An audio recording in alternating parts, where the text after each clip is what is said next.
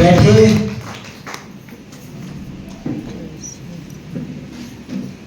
नमस्कार योद्धाओं, जोश भरपूर है। को जोश होना चाहिए क्योंकि बात अभी जो हो रही है वो सफलता की बात हो रही है ना। मेरे बारे में आप जान ही गए होंगे, जान गए ना। मेरा नाम आजाद पटियाल, में हिमाचल प्रदेश का रहने वाला हूं। हम चारों भाइयों ने 2008 में इस बिजनेस की शुरुआत की थी।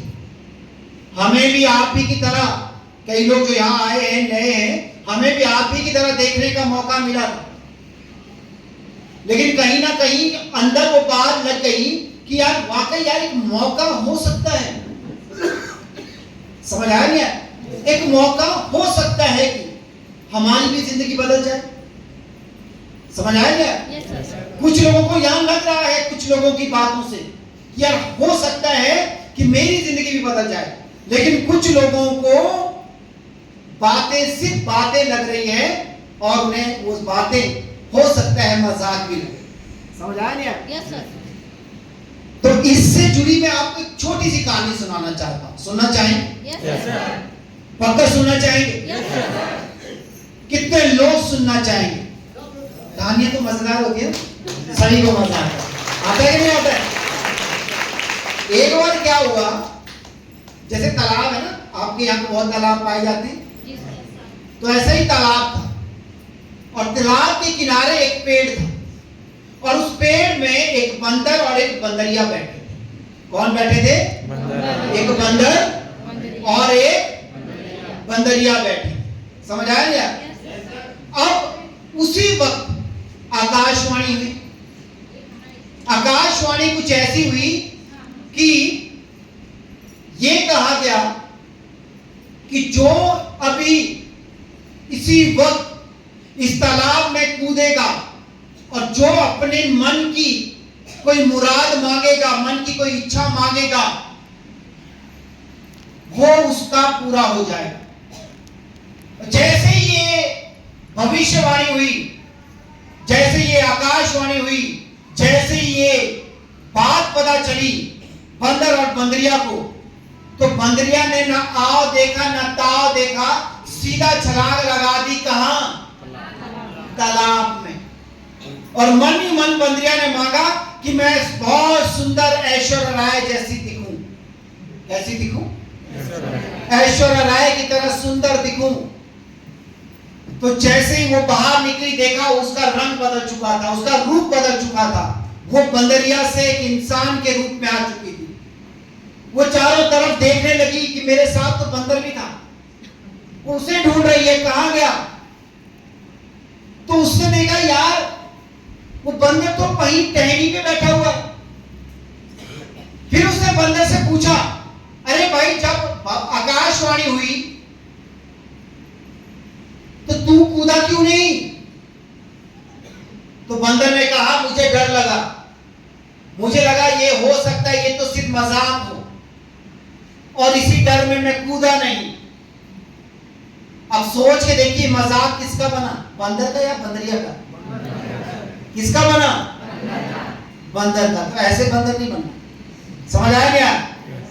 ऐसे बंदर भी नहीं बनना है कि जहां आपको ये सारी चीजें बताई जा रही है कि आप भी विदेश जा सकते हो, आपके पास भी घर गाड़ी आ सकती है, आपकी जिंदगी भी रोड से करोड़ में जा सकती है, आप भी अगले अमीर इंसान हो सकते हो। तो मेरे दोस्त, ऐसी आकाशवाणी, ऐसी भविष्यवाणी जब भी हो, जहां भी हो, वो आपके पास एक मौका है, उस मौके को छोड़ना नहीं। समझ आया? हो सकता है कि अगला नंबर किसका हो? आपका हो। शैलेंद्र जी की जगह, रीता जी की जगह, पुष्पा जी की जगह किसका नंबर हो अगला, वो आपका हो सकता है। समझ आया? ये सेफ शॉप है मेरे दोस्त, जिसको छुए उसको सोना बना दे।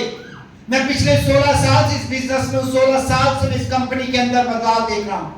हमारी कंपनी जब आई थी, हम बहुत पहले जब हम इस बिजनेस में आए थे, हम लोग सिर्फ सूट ही बेचते थे। लेकिन आज अगर मैं बात करूं सेफ शॉप में, आज बहुत सारी चीजें आ गई है जो आज के टाइम में इंसान की जरूरत है। वक्त को देखते हुए वो सारी चीजें आज हमारे पास हैं। लेकिन सबसे महत्वपूर्ण बात यह है कि आज हमारे पास वो है जो कहीं नहीं है। आज आपने बहुत सारी MLM कंपनियां देखी होंगी, आज आपने बहुत सारी नेटवर्क मार्केटिंग कंपनियां देखी होंगी जो सूट भी बेचते हैं, साड़ी भी बेचते हैं, जो दवा भी बेचते हैं, जो फेस क्रीम भी बेचते हैं, साबुन भी बेचते हैं, टूथपेस्ट भी बेचते हैं।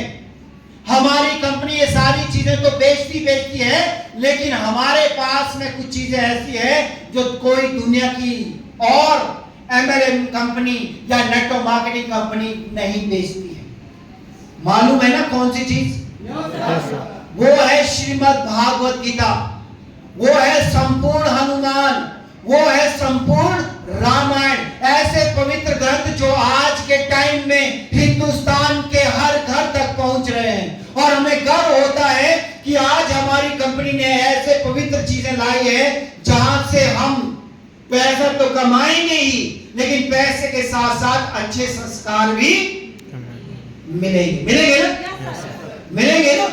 क्योंकि मेरे दोस्त एक चीज याद रखिए, मैंने कहीं सुना था कि अगर धर्म में कर्म ना हो और कर्म में धर्म ना हो तो दोनों चीजें व्यर्थ है। मतलब समझ आया?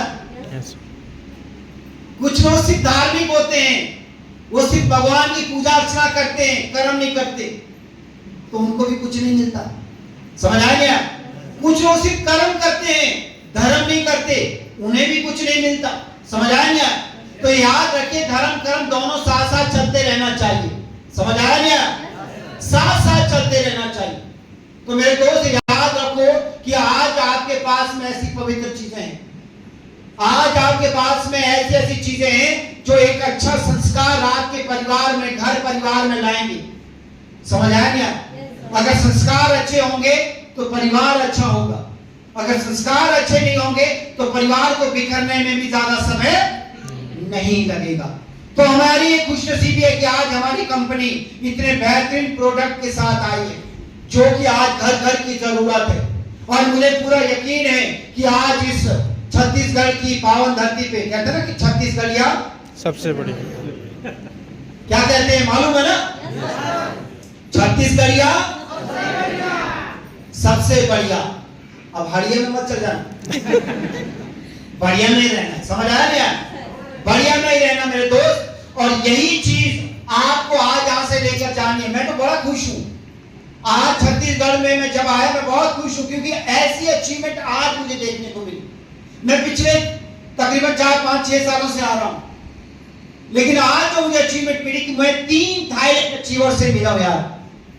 3 थाईलैंड अचीवर, ऐसे लोग जिनकी बोलने की आस पड़ोस अगर देखोगे, पूरे खानदान में भी देखोगे, कोई आदमी विदेश नहीं गया होगा। समझ आया क्या? कोई आदमी नहीं गया होगा, लेकिन मैं ऐसे 3 महान योद्धाओं से मिला कि जो एक मिसाल कायम करके जा रहे हैं कि हम भी विदेश जा रहे हैं बिना पैसे। समझ आया क्या? बिना पैसे के विदेश घूमने का मौका मिल रहा है। तो ये अच्छी बात है ना? अच्छी बात है ना? क्या इनके घर परिवार वालों को इन पे गर्व होगा या नहीं होगा? तो मेरे दोस्त, मैं वो चाहता हूं कि आपके घर परिवार को भी आप पे गर्व हो। आपका भी अधिकार है, क्योंकि भगवान ने अगर हमें इंसान के रूप में भेजा है, चाहता तो जानवर भी भेज सकता था।